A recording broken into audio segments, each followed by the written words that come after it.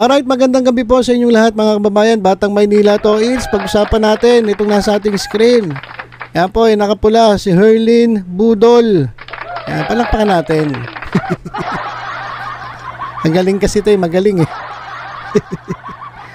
At dito naman sa bandang kanan, itong nakaputi, Bianca Manalo.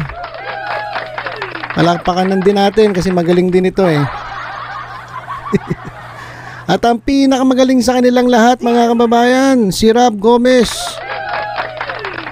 Ito ang pinakamatindi.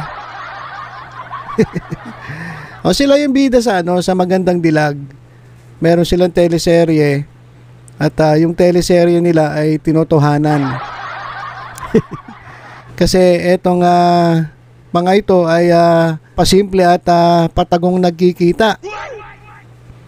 Si Herlyn Budol nakikipagkita kay Rob Gomez at itong si Rob Gomez ay nakikipagkita kay Bianca Manalo.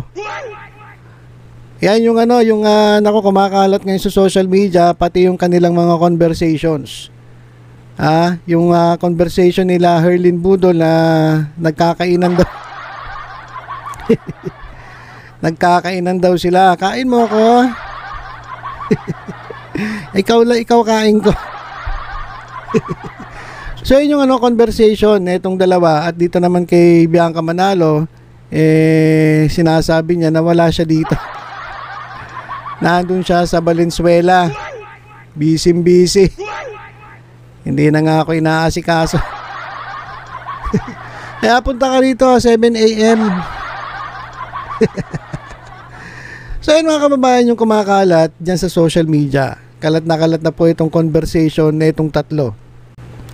At dahil dyan, sila ay nag-trending mga kababayan. Palapakan natin, nag-trending silang tatlo. Ito si Herlyn, si Bianca Manalo at si Rob Gomez. Trending sa kalokohan. Trending sa kalibugan. Grabe, ito si Rob Gomez na to. Pero hindi ko kilala to eh. Ito lang, ngayon ko lang nakilala na ito pala leading man nila dyan sa Magandang Dilag. Sabi nga ni Sian Gase tuwan-tuwa siya sa GMA kasi itong GMA may mga artistang may issue pero hindi naman kilala. Katulad na ito. So ito pag-usapan natin itong kalokohang ito. Sabi kasi nila, eto raw Rob Gomez na ito, mahilig daw sa mga beauty queens, kaya beauty queens ang mga tinitira. Talagang ang style na ito, may kipag-usap, tapos lalandiin yung mga beauty queens at kung papatol, di panalo. Diba kung papatol, katulad na ito, yung dalawa na yan, pumatol. So, ito si Rob Gomez mga kababayan, meron ding may asawa. So, yung pagpatol niya kay Herlyn Budol, syempre, hindi na maganda tingnan kasi may asawa nga itong si Rob Gomez na to eh. Pero gustong-gusto raw ng mga chicks kasi Dax. Malaki raw ang inaharap mga kababayan. Kaya gustong-gusto. So, etong si Tolongges na Rob Gomez, inilande itong si Herlyn Budol. Sa part naman ni Herlyn Budol, wala naman sanang problema kasi single naman siya. Kaya lang, problema, may asawa nga itong Tolongges na Rob Gomez na ito eh. So doon pa lang, maling-mali na. Pero kung kay Herlyn naman, sabi nga niya, di ba, alam niya yung pinasok niya. Alam niyang mali. Siguro nasarapan lang ito. Kaya, di ba, merong dun sa conversation, sabi niya, nami-miss tuloy kita. So, ayun mga kababayan, yung kay Herlyn, medyo light lang yung problema dyan eh. Ang issue dito kay Rob Gomez kasi merong asawa. Pero kay Herlyn, ang issue lang, lumalabas na siya, kumakabit dito kay Rob Gomez. Diba? So, may issue pa rin. Pero ito matindi mga kababayan. Ito yung gusto kong tutukan natin. Yung tungkol kay Bianca Manalo. Itong kay Bianca Manalo kasi ang matindi. Maliban dun sa may asawa itong si Rob Gomez, itong si Bianca Manalo ay meron ding asawa. So, medyo masalimuot, medyo magulo itong sitwasyon. Kasi mga kababayan, eto kasing dalawa parehas may asawa, parehas may partner. Pero nagkikita pa rin sila ng palihim. So, ibig sabihin, iniiputan ni Bianca Manalo at ni Rob Gomez itong asawa ni Bianca Manalo. At tinotolongges ni Bianca Manalo at ni Rob Gomez itong asawa ni Rob Gomez. So, ang daming involved. Meron silang mga taong niloloko, meron silang mga taong kumbaga iniiputan sa ulo. Sa parte ni Rob Gomez, yung kanyang asawa, at sa parte ni Bianca Manalo ay yung kanyang asawa. So kasi sa parte ng lalaki, masakit yan. Sa lalaki kasi kapag tinatayahan ka ng partner mo, masakit yan. Hindi yan, kumbaga hindi yan basta-basta. Hindi basta-basta palalampasin yan ng mga lalaki, yung mga ganong klaseng panloloko. So yun yung unang kakaharapin nito ni Rob Gomez. Yung asawa niya, pwede niya sigurong loko-lokohin, pwede niyang paandaran, magdahi-dahilan, loko-lokohin, hindi aminin yung ginawa niya. Pero pagdating dito sa asawa ni Bianca Manalo, ibang usapan yan. Kasi sabi ko nga sa inyo, masakit yun para sa lalaki. Kasi parang ang ginawa ni Rob Gomez, hinahamon mo yung asawa ni Bianca Manalo eh. Di ba?